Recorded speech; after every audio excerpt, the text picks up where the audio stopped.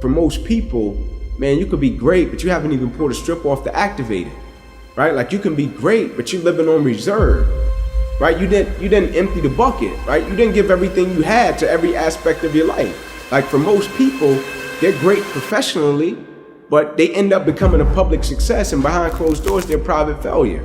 Not because they don't have the talent or the skill set, they don't have the character, right? That they can apply it and be consistent in every aspect of their life and empty out everything they got to everything, right? Of course, you don't just give everything you got all the time, right? You get to a point where you learn to be efficient and effective in every aspect of your life.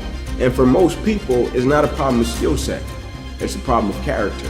And empty the bucket is having the right character to be consistent and empty out everything you got in every aspect of your life. There was a lot of moments in my life to where it was people that saw things in me that I couldn't see in myself. And they believed in me in a way that I couldn't believe in myself yet.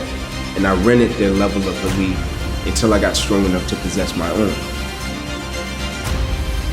Right? It's like when you're young and they see you, and it's like even when you start out doing what you're doing, you could be talented, right? And somebody older than you or more experienced than you can see you and know like, oh man, if he did this, or if he does this, man, he could be great, right? And they can come to you and say, hey kid, man, you got something.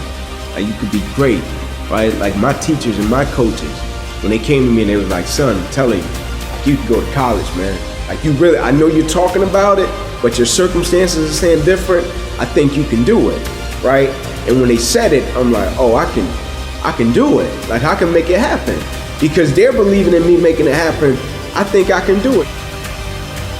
Like I think when you show people things, that's powerful. I think exposure sparks inspiration, right? Exposure sparks motivation. And my mindset can never go back to the way that it once was because I have been exposed to something different, to something new. And so I think belief and exposure are two of the most powerful things that can happen to a person. Like when you're young or when you do something and you're a novice, right? And you start out doing it and you might think you can do something with it, or you might not. You might do it and it's being driven by your passion. And then somebody comes along that's a little bit older or even more experienced, and they can see it in a way that you can't see it, right? And so I think it's important with belief because if a person believes in you in a way that you don't believe in yourself, you can rent that person's belief until you get strong enough to possess your own, right? And you use that person's belief to fuel you every single day, right? Because you can have a level of belief with what you're doing, but you can go back to a certain set of circumstances that tell you, nah, it's not gonna happen. And so you rent that person's belief until you get strong enough to possess your own. I firmly believe every person's purpose is tied to somebody else's purpose and destiny. And so your purpose, my purpose, is tied to somebody else. Like when I speak, when I do what I do, like people say, oh man, I really needed to hear that, right? That helped me do this. That helped get me through this, that helped me with this. That's my purpose being tied to other people's purpose, destiny, beliefs, and dreams. That's the power and magic of purpose, right? I don't think it can be a purpose without being tied to other people's purpose, destiny, dreams, and aspirations, right? I think that's the power in it, but realizing it is another thing. The only thing I felt I had the advantage in my whole life was my work ethic. And I took pride in that, right? I was never the biggest, the fastest, the strongest, never had the most resources, but I had a work ethic. I think what's most important is when we go through something, what's the perspective that we have of it, right? Because for most people, when you go through something, the person's natural perspective is, okay, what did I lose, right? What happened to me? Like I took a loss, right?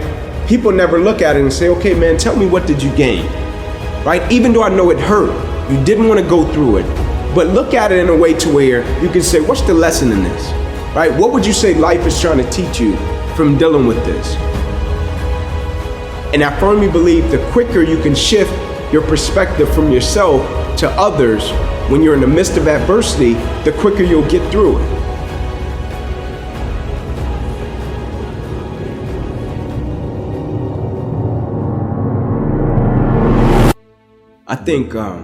I think having a purpose is that thing that makes us tick, that gets us up every day and gets us over the hump of opposition and adversity.